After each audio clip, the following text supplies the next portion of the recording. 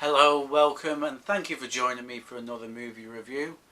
For those of you who didn't watch my weekly news video, I left a clue at the end of the video, and I'll get to that right now.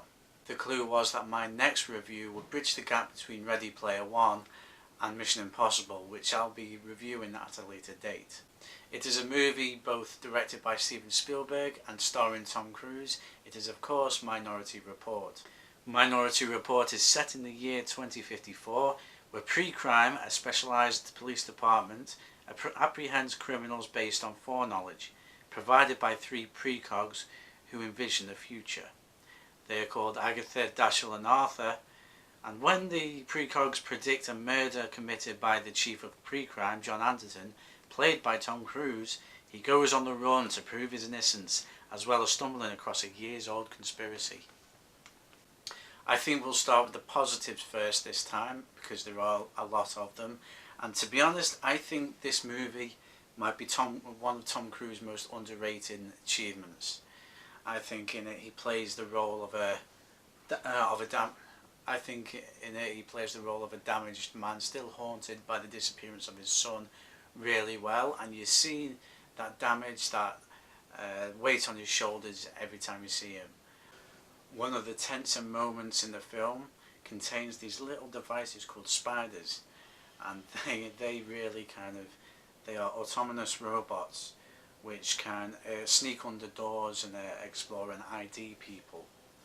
Now these things look creepy but what's good about Spielberg's directing here is that it goes to an aerial shot, so you can see the people's reactions as they come, and the scans, and then they're off, and the camera follows the spiders as they go through the apartment complex. And not only did Cruise act well in this movie, but he was dedicated to it as well, because the scene where he's in the bathtub underneath the ice cold water, and that one bubble that went from his nose and popped at the surface, he had to train for that.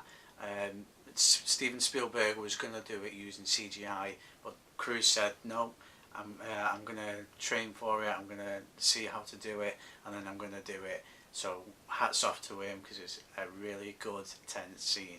One of the more visually impressive as well as actingly impressive scenes is when Tom Cruise's character John Anderton is going through the footage of the murder that he commits.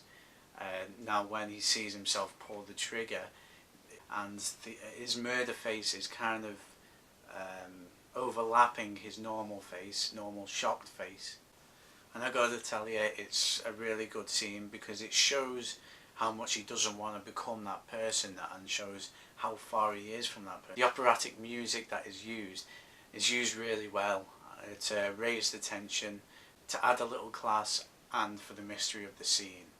It's done really well, and you can tell in certain scenes, like right after the car factory scene, that John Williams made the score.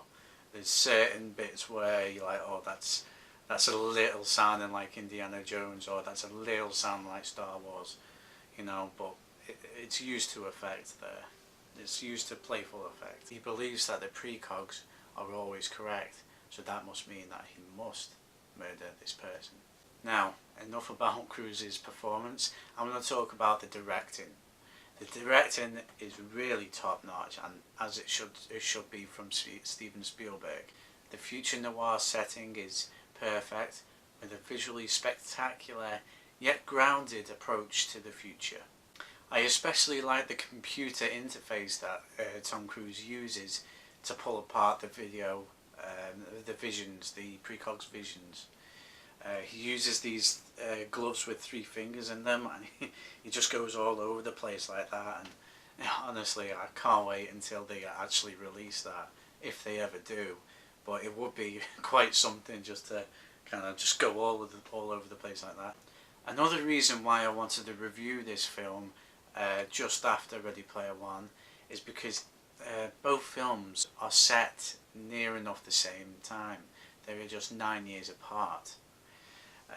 Now the future that Ready Player One depicts is a little underexplored, and I would like it to be explored a little further. Minority Report, on the other hand, is fully explored in such a stylistic and kind of grounded way, and it's really well done. I would have liked to see that sort of future in Ready Player One. Then I can understand the direness of having the Oasis being there. That would actually make sense, because Minority Report, it shows a very bleak, yet understandable future. I especially like the philosophical conversation that arises in Minority Report, such as changing the future once you know it, and whether to lock someone up for not committing a crime as such, but for committing a crime in the future. But then it opens itself up for manipulation, which we see in Minority Report. The action sequence near the start of the movie, where they go to arrest John Anderton using the jetpacks, and then it goes on to the car manufacturing scene.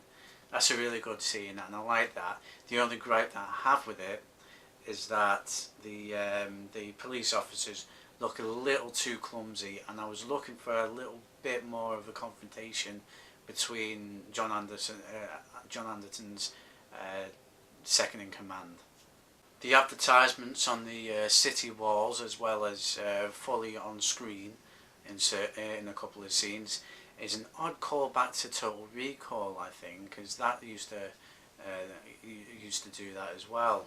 And Total Recall is another Phillip K Dick novel, which is a great nod to the author's work. Later on in the movie, when John Anderton and Agatha try to hide from the precog police department, using the mall and the people in the mall, I think is staged perfectly. But one thought that I did have is Agatha reaches towards a random Asian woman and says, "Don't go home, he knows." Now, he knows about what? That really got my kind of gears turning. You know, he knows about what would he do? Maybe it's just an affair, or maybe it's a boss, or something like that, you know, some espionage. But it'll be interesting to find out, but unfortunately it's not covered. But it's not a gripe, it's just a thought. I think it's a perfect setting at the end as well, when the antagonist is at his highest point, to have him come slower and slowly down, and we see his downfall immediately while he's in his prime. And now for, I wouldn't say negatives about the film, because they're not really, you know, negatives, they're just kind of observations that I have. One of them, for example, is that I would like to know more about the precogs, what they were like, who they were, and how they became like they were. Another one is that, you know, even though the Magnatrax chase scene, the scene where Tom Cruise kind of leaps onto other people's cars on the magnetic track, even though it's really done well, it doesn't hold up over time, and you can tell it's a soundstage. The wind on his jacket isn't really raging, and his hair is quite still. You know, you can tell it's a soundstage. Another scene when they're in the gardens, you can definitely tell that the vines aren't real. They are integrated quite well, but in this day and age it doesn't really date well. In conclusion, the movie is a tense, futuristic thriller that is sure to keep you on the edge of your seat.